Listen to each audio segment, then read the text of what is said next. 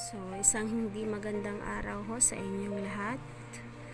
Ako po ay magtatagalog upang po ang lahat ay makaunawa kasi hindi naman siguro lahat ng mga nanonood sa amin dito ay mga Bisaya na katulad ko. Kaya upang po ang lahat po ay makaunawa ay ako po ay magtatagalog.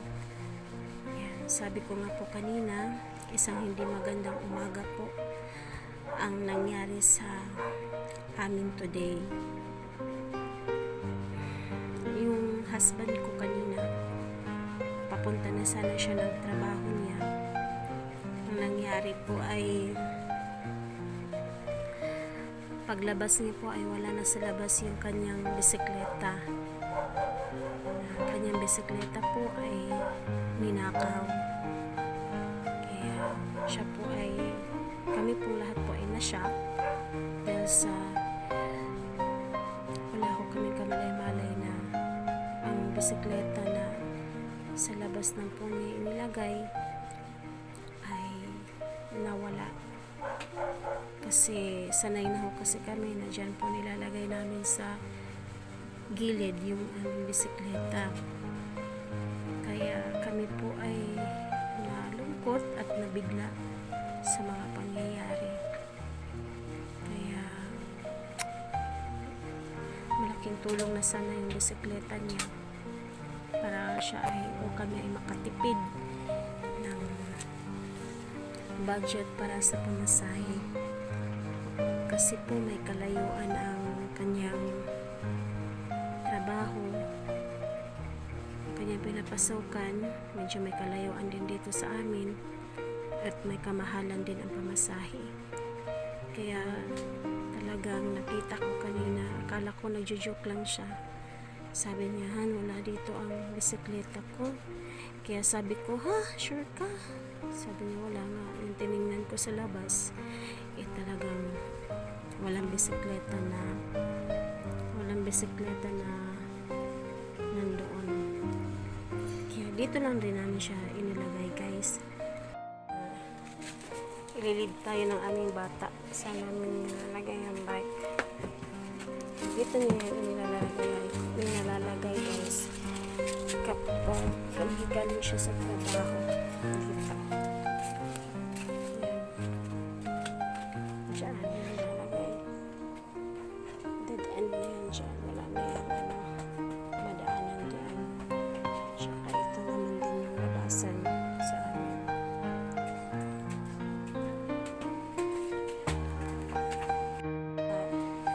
Sobrang nalungkot kami sa balita kasi bagong palit po yun na ng gulong, bago po yun, at yung upuan din nun ay yung bisikleta po yung nakita doon na pula, yun po yung dati rin po na bisikleta ng aking asawa. Kinuha niya yung upuan doon para ipamalit sa upuan ng bisikletang nawala. Kaya marami rin po yung sira. Hindi na yun madala pa siguro yun ang repair, pero mamamahalan talaga ng todo. Tsaka may bisikleta rin kami dito na kulay puti. Yun po ang pinaplano namin na ayusin. Kaya ito po yun, ipapakita po namin sa inyo yung puting bisikleta po. Ito yung bisikletang puti na sinasabi ko sa inyo. Yan siya. Okay. Yan yung bisikletang puti. Bagong linisan ko yan nung nakaraang linggo. Pero yung sira niyan po is yung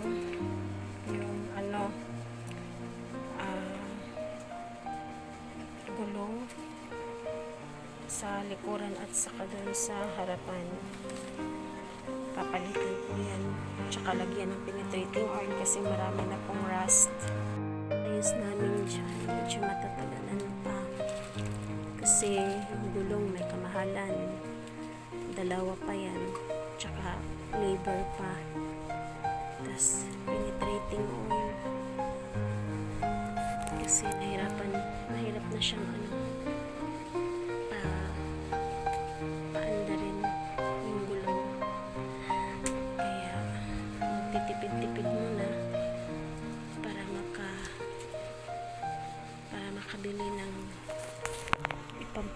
dyan sa sa gulong. Kaya lagi talagang ingatan yung mga bagay na importante.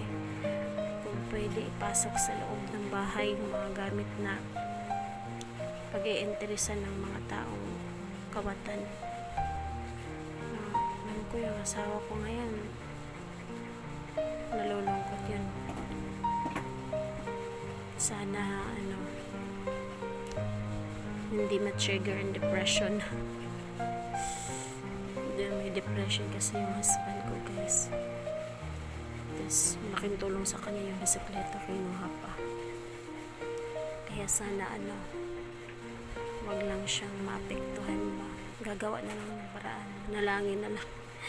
Kasi naniniwala naman ako na yung taong gumagawa ng masama, tiyak may karma naman siya Kaya sana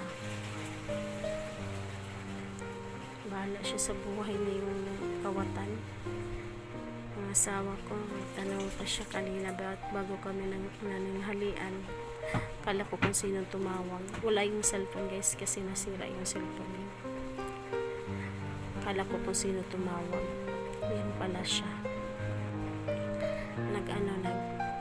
Nagtanong kung bisikleta niya ba daw ay nandito na ba daw. Kasi mag-ano ng bisikleta mo. Kung hindi na yun mauwi. Hindi yun na makakabalik. Binenta na yun. Kaya wala talaga. Karma na lang bahala sa kanila.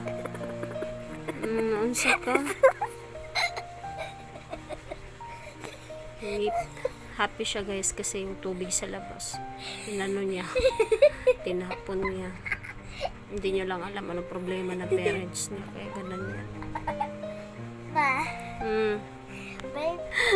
Sabi niya, buti ko naman hindi kinuha hindi dinakaw yung payong niya kasi nandun sa labas.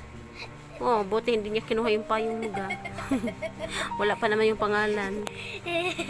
Ayan, payong mo, ipasok mo yan, baka nanakawin din yan. Kaya na lang, nalungkot good kami, guys, pero sa Bisaya pa, wala na tayo mahimo. Itong bisikletang puti, anuhin ko to, ipasok ko to sa loob, baka yan naman yung nakawin mamayang gabi.